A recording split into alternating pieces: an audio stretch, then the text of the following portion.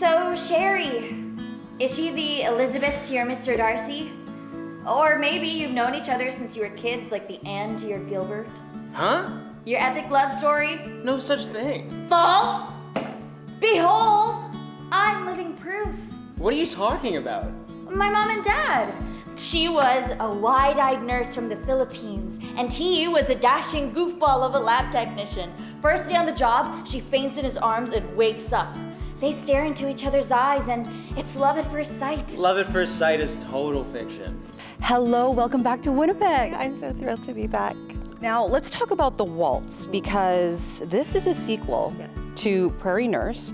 This picks up over 20 years afterwards. Tell us a little bit about how you pick up that story and continue Prairie Nurse here in the Waltz.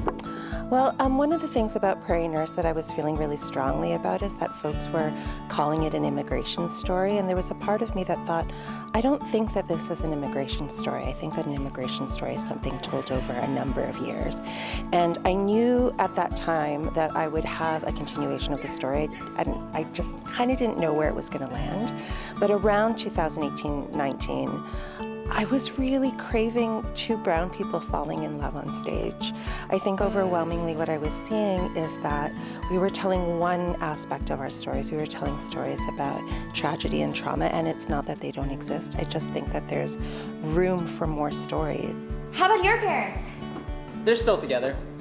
That's vague. Sure, if you want to put it in your terms. Epic love story.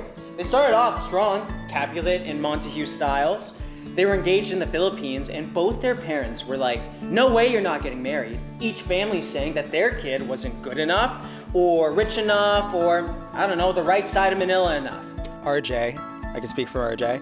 He's definitely very much a people pleaser. He tries to avoid conflict and diffuses it with humor as much as possible. While Bea, on the other hand, Yeah, it causes a bit of a dance because Bea loves to play and just make RJ squirm. So, yeah, she's a bit of a punk rock star. and the thing is, they're both actually quite smart, not just for their age, but they're smart and quick-witted individuals. And so that's ultimately the dance, is how do they try and one-up one another? How do they stump one another? And it's really fun to play.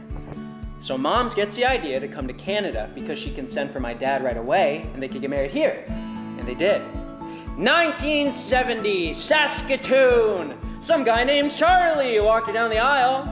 News to me. I mean, who the hell is Charlie? Why not my grandfather? Oh, well, because Mom's family disowned her. No biggie. And what did Romeo Alvarez Sr. leave behind? Money. That's what.